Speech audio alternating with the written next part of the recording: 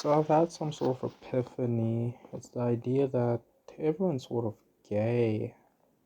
Everyone's like so egotistical in their worldview to the point where, for most people, it's not, I wouldn't say common, it's not natural to accept, I wouldn't say opposing worldviews, but it's not natural for them to associate with anyone that just doesn't fit their societal standing unless they're viewed as a better person or they're sort of passive in the approach. And it creates this weird thing where nobody feels a need to like interact with anyone that might lower their aura, if I could put it in a, I wouldn't say that's colloquial, but in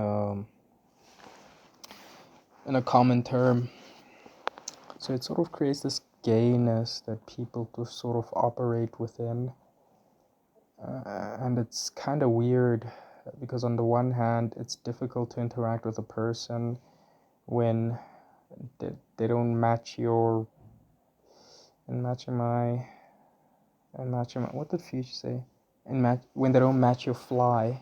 Yeah, it's kind of weird, but then at the same time it makes it so that you essentially build this boundary, and the boundary is cool because technically you're viewed as cooler, but it's not inherently, I would say, beneficial. It's not humanitarian. So I guess we've sort of got into like the bulk of the ideas because ideals come in like a set. It's called humanitarianism. We interact with all people in an equal sense.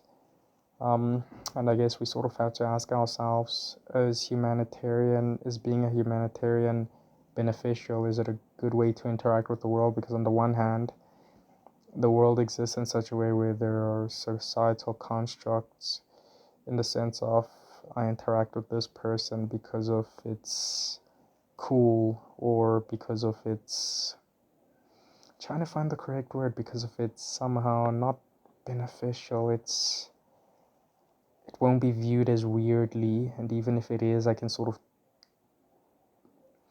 of navigate through it because of somehow it's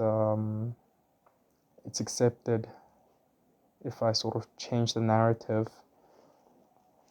right? But it's I guess there's something about it that rubs me the wrong way, and I don't know what it is. I guess it's the egotistical aspect, the aspect of like, hey, I don't need to interact with you, I'm way above you. That sort of weirds me out.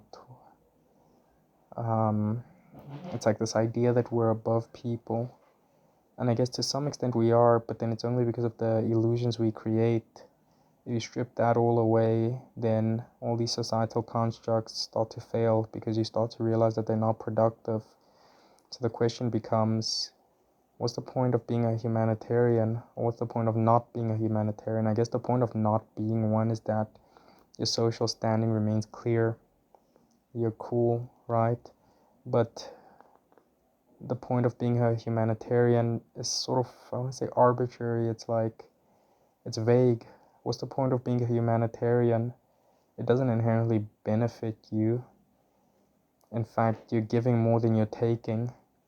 I guess the idea is that I have more so I can give it. But it's like, don't you have more to lose in a social sense? Maybe it's the understanding that all these facades don't particularly help you and that helping another person helps society as a whole. Maybe that's the idea behind being a humanitarian. If you uplift people because if you have more, then that inherently helps the greater good or the whole.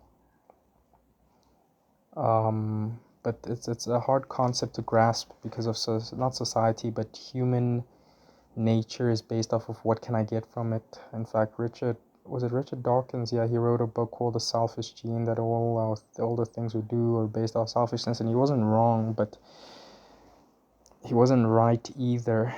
It's like giving to some extent is a benefit to the greater good, which is a benefit to you or your children.